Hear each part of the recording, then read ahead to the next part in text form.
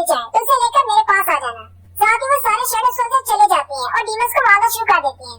जिन्हों भी वहीं पर खड़ा होता है और अपने स्टोर से खरीद कर माना पोशन को पी रहा होता है। जिन्हों कहता है इस फ्लोर पर डीमंस बहुत ज्यादा पावरफुल है, मेरे नॉर्मल सोल्जर्स इनके सामने नहीं टिक पाएंगे, इसलिए मुझे अपने माना को रिप्लेनिश करते रहना चाहिए। नेक्स्ट सीन कुछ दिन के बाद होता है। जिन्हों के पास टैंक आकर खड़ा हो जाता है। जिन्हों टैंक की तरफ देखता है तो उसका लेवल 24 हो चुका होता है। जिन्हों कहता है जब हम लोग यहाँ पर आए थे तो टैंक का लेवल 14 था, इसने तो बड़ी जल्दी लेवल अप कर लिया। जिन्हों कहता है कि डीमन कासल के अंदर सिर्फ मैं ही लेवल अप नहीं हो रहा बल्कि मेरे शैडो सोल्जर्स भी लेवल अप हो रहे हैं। मैंने इनको टीम्स में तकसीम करके बहुत ही अच्छा फैसला किया था, इससे इनके लेवल जल्दी से बढ़ रहे हैं।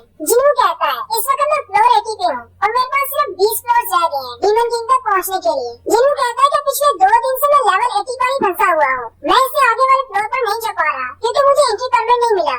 जिन्हों कहता है शायद इस फ्लोर के ऊपर बहुत ज्यादा पावरफुल कोई दुश्मन है, साथ ही उसे महसूस होता है कि उसका माना बहुत ही तेजी से गिर रहा है। जिन्हों कहता है शायद कोई मेरे शैडो सोल्जर्स को बहुत ही तेजी से मार रहा है, इसी वजह से मेरे माना पॉइंट्स कम होते जा रहे हैं। मेरे शैडो सोल्जर्स रीजनरेट नहीं कर पा रहे, इसका मतलब उनका दुश्मन बहुत ज्यादा पावरफुल है जिसका उनके साथ सामना हुआ है। जिन्हों के माना पॉइंट्स बहुत ही तेजी से गिरना शुरू हो जाते हैं। जिन्हों कहता है कि मेरे पास कोई भी ऑप्शन नहीं बचा, मुझे अपने शैडो सोल्जर्स को जल्दी से वापस बुलाना होगा। तब वो अपने शैडो सोल्जर्स को वापस बुला लेता है और फिर अगले दिन भी ऐसा ही होता है। जिन्हों को अपने सोल्जर्स को वापस बुलाना पड़ता है क्योंकि फिर से उसके सोल्जर्स पर कोई अटैक कर रहा होता है। जिन्हों अपने सामने अपनी टीम्स का एक नक्शा बनाकर बैठ जाता है और कहता है कि मेरी टीम इस तरफ जा रही है, लेकिन यहाँ पर एक मसला है, दुश्मन ने सिर्फ मेरी कमजोर टीम्स पर ही अटैक किया है जबकि सेंटर में टस्क की टीम थी। दुश्मन ने टस्क की टीम पर हमला क्यों नहीं किया? क्या उसे पता है कि टस्क बहुत ज्यादा पावरफुल है? जिन्हों कहता है अगर ऐसी कोई बात है तो इसका मतलब दुश्मन बहुत ज्यादा इंटेलिजेंट है जो कि स्पेशली मेरे कमजोर सोल्जर्स को निशाना बना रहा है। जिन्हों को उनके अटैक पैटर्न की समझ आ जाती है। जिन्हों कहता है अगर उसने कल हाई ऑक्स की बी टीम को अटैक किया था तो इसका मतलब इस बार टैंक की टीम पर अटैक होने वाला है। जिन्हों चुपकर टैंक की टीम के पीछे चला जाता है और देखता है कि कब उन पर अटैक होता है। टैंक की टीम सामने चलती जा रही होती है जबकि सामने से कुछ स्पेशल डीमंस निकल कर आते हैं। जिन्हों उनकी तरफ देखता है और कहता है इनमें से एक तो डीमन नोबल है जबकि 3 डीमन नाइट्स हैं। उनमें से एक डीमन नाइट आगे बढ़ता है और टैंक की टीम के मॉन्स्टर्स पर अटैक करता है और उनमें से एक आइसबीयर को मार देता है। जिन्हों कहता है तो इस तरह ये हम लोग पर अटैक कर रहे हैं, ये लोग कमजोरों को अपना निशाना बना रहे हैं। जिन्हों जल्दी से अपने स्टैंड मोड में चला जाता है और भागते हुए नाइट की तरफ जाता है और कहता है मेरे शैडो सोल्जर्स इनके सामने नहीं टिक पाएंगे, मुझे खुद इनका सामना करना पड़ेगा। जिन्हों तेजी के साथ आगे बढ़ता है और उनमें से एक नाइट को मार देता है। उसी वक्त बाकी के दोनों डीमन नाइट भी भागते हुए जिन्हों की तरफ आगे बढ़ते हैं।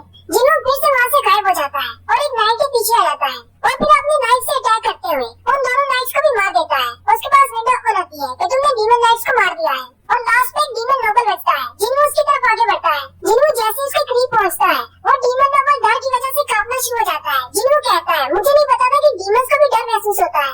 वो डीमन नोबल अपने भाले के साथ जिन्हों पर बड़ी तेजी के साथ अटैक करता है। जिन्हों उसके सारे अटैक्स को डॉज करता है।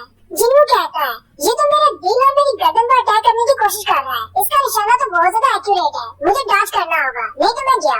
जिन्हों कहता है फ्लोर 1 से 76 तक जितने भी डीमंस थे वो सारे रैंक ए और रैंक बी के दरमियान के थे, जबकि इस कासल के अंदर जितने भी बॉसेस हैं वो सारे एस रैंक के हैं। लेकिन पता नहीं ये डीमन नोबल इतना ज्यादा पावरफुल नहीं है। जिन्हों तेजी के साथ आगे बढ़ता है और उसके मास्क पर अपना हाथ लगाते हुए अपने दूसरे हाथ में हंजर से उस पर अटैक करने लगता है। वो डीमन नोबल चिल्लाना शुरू कर देता है और कहता है मैं अपनी हार मानता हूँ, साथ ही वो अपना वेपन भी फेंक देता है। जिन्हों इसे देखकर बहुत ज्यादा हैरान हो जाता है। जिन्हों सोचता है आखिर आजकल सारे मॉन्स्टर्स को क्या हो गया है, ये सारे इंसानी भाषा क्यों बोल रहे हैं? साथ ही जिन्हों कहता है लेकिन इसकी आवाज तो बिल्कुल लड़की जैसी है।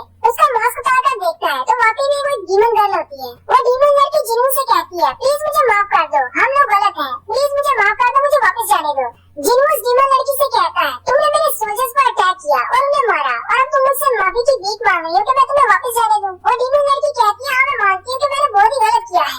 और डीमन लड़की जिन्हों से कहती है मैं अपने प्लान की तरफ से फाइट कर रही हूँ, ये एरिया हमारे अंदर आता है और हमें इसे सिक्योर करना है। हम नहीं चाहते कि तुम्हारे जैसा कोई मॉन्स्टर यहाँ पर आए और हमारे सारे डीमंस को मारना शुरू कर दे। जिन्हों डीमन लड़की से कहता है क्या तुम्हारे लिए ठीक है तुम मुझसे माफी की भीख मांग रही हो जबकि मैंने तुम्हारे 3 नाइट्स को मार डाला है। वो लड़की से कहती है मैं उन नाइट्स की मास्टर हूँ, मुझे वो जिंदा देखकर बहुत ज्यादा खुश होंगे, वैसे भी मुझे प्रोटेक्ट करना उनकी जिम्मेदारी थी। जिन्हों उसकी तरफ देखता है कहता है ये लड़की तो बहुत ज्यादा सेल्फिश है, लेकिन साथ ही वो कहता है कि लड़की नहीं इस समय एक डीमन है। जिन्हों पीछे की तरफ घूम जाता है और कहता है इसकी शक्ल तो बिल्कुल इंसानों जैसी है, मैं इस लड़की को नहीं मारना चाहता। लेकिन जैसे उस डीमन लड़की को एक ओपनिंग नजर आती है कि जिन्हों ने दूसरी तरफ मुंह किया हुआ है वो उस पर अटैक करने की कोशिश करती है। उसी वक्त टस्क बाहर निकलता है और जिन्हों के पीछे एक शील्ड बना लेता है और उसको प्रोटेक्ट करता है। जिन्हों उस डीमन लड़की से कहता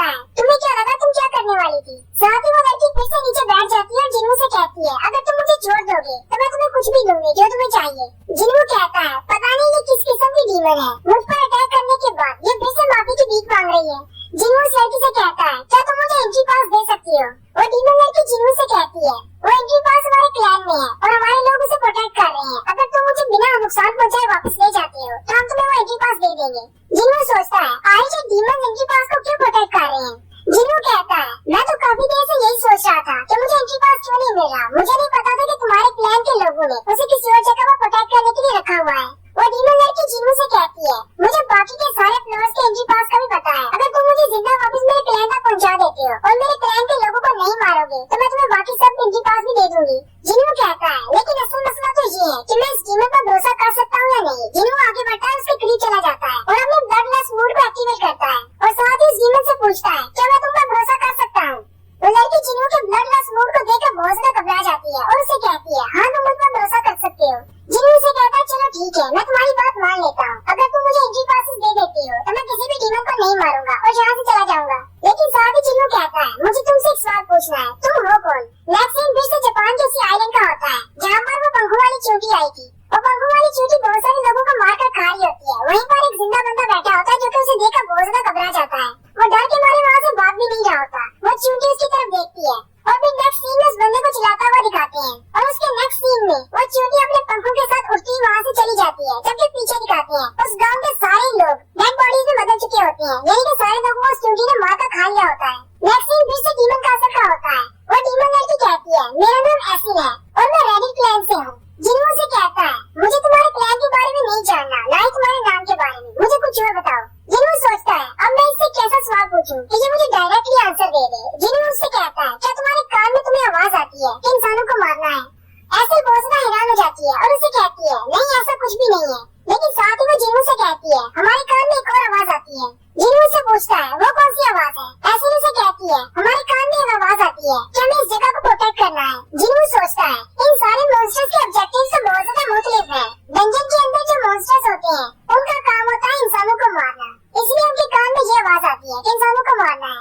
जबकि इंस्टेंट डंजन के अंदर जो मॉन्स्टर्स हैं उनके कान में आवाज आती है कि अपने इलाके को सिक्योर करना है। कहीं ऐसा तो नहीं कि इंस्टेंट डंजन के अंदर मॉन्स्टर मैं हूँ और इन्होंने अपनी डंजन को मुझसे बचाना है। जिन्हों ऐसे से दूसरा सवाल पूछता है तुम्हें ये आवाज कब आना शुरू हुई। ऐसे उसे कहती है जैसे ही हमने यहाँ पर अपनी आंखें खोली। ये सुनते ही जिन्हों हैरान हो जाता है उसे कहता है इस बात का क्या मतलब है कि तुमने कैसे यहाँ पर अपनी आंखें खोली। कहीं ऐसा तो नहीं ये सारे डीमन किसी और जगह से यहाँ पर लाए गए हैं सिर्फ मेरी ट्रेनिंग के लिए। मुझे इसके बारे में और भी जांच पड़ताल करना होगी, इससे शायद मुझे सिस्टम के बारे में पता चल सके। जिन्हों ऐसे से कहता है यहाँ पर आंखें खोलने से पहले तुम लोग कहाँ पर रहते थे। ऐसे जिन्हों से कहती है इससे पहले हम लोग अपने डीमन वर्ल्ड में रहते थे, फिर अचानक कुछ ऐसा हुआ कि हम लोगों की जैसी आँख खुली हम लोग यहाँ पर थे। जिन्हों ऐसे से पूछता है तुम लोग अपने डीमन वर्ल्ड में क्या कर रहे थे। ये वाला सवाल सुनते ही ऐसे की आंखों का रंग बदल जाता है और ऐसे उसे जवाब देती है हम लोग जंग की तैयारी कर रहे थे। जिन्हों से कहता है लेकिन तुम लोग किसके खिलाफ जंग की तैयारी कर रहे थे। ऐसे उसे कहती है हम सारे डीमंस मिलकर एक बड़ी जंग की तैयारी कर रहे हैं एक ऐसे दुश्मन के खिलाफ जो कि बहुत ज्यादा पावरफुल है। वो दुश्मन इतना ज्यादा पावरफुल है कि हम सारे डीमंस को इकट्ठे होना पड़ा। लेकिन साथ ही जिन्हों बहुत ज्यादा हैरान हो जाता है क्योंकि ऐसे की एक विंडोज ओपन हो रही होती है जो कि एक ग्लिच के साथ होती है जिसमें उसे कहा जाता है कि तुमने इसको बहुत ज्यादा इन्फॉर्मेशन दे दी है, इससे ज्यादा बात नहीं कर सकते। ऐसे जैसे उसे कुछ बताने लगती है ग्लिच के साथ वो खामोश हो जाती है। सिस्टम उस डीमन को अलाउ ही नहीं करता कि जिन्हों को इससे ज्यादा इन्फॉर्मेशन मिले। जिन्हों सोचता है बारूका के साथ भी ऐसा ही हुआ था, जैसे मैं उससे इन्फॉर्मेशन निकलवाना चाहता था वो ग्लिच के साथ खामोश हो गया था। इसका मतलब तो ये हुआ कि इसके साथ बात करने से मुझे कुछ क्लू मिल सकता है। जिन्हों ऐसे से पूछता है वो पावरफुल एनिमी कौन है जिसका तुमने अभी जिक्र किया, जिसके लिए तुम फाइट करने के लिए तैयार हो रहे थे। ऐसे जैसे जिन्हों को उसका नाम बताने लगती है फिर से उसमें एक ग्लिच आता है और इस पर एक जबरदस्त इफेक्ट होता है और वो बेहोश होकर नीचे गिर जाती है। जिन्हों कहता है जैसे मैंने इसे एनिमी का नाम पूछा तो सिस्टम ने बहुत स्ट्रांगली रिएक्ट किया है। इसका मतलब तो ये है कि सिस्टम नहीं चाहता कि मुझे उस दुश्मन के बारे में पता चले। जिन्हों कहता है ये डीमंस जिस दुश्मन के खिलाफ लड़ने के लिए तैयार हो रहे हैं मुझे लगता है मेरे सारे सवालों की चाबी वही है। और यहाँ पर एक और मिस्ट्री शामिल हो गई है। आए वो दुश्मन है कौन जिससे लड़ने के लिए डीमंस इकट्ठे हो रहे हैं। जिन्हों को ये स्पेशल पावर्स क्यों मिली है। इसके अलावा जिन्हों के डैड ने भी कहा था एक बहुत बड़ी पावर जाग चुकी है। आए वो पावरफुल किंग है क्या चीज, अगले कुछ चैप्टर्स में हमें पता चलेगा। तो यहीं पर हमारी 45 एपिसोड का एंड होता है। एक्सप्लेनेशन अच्छी लगी हो तो कमेंट करके जरूर बताएं। चैनल को सब्सक्राइब कर दें, वीडियो को लाइक और शेयर कर दें। शुक्रिया।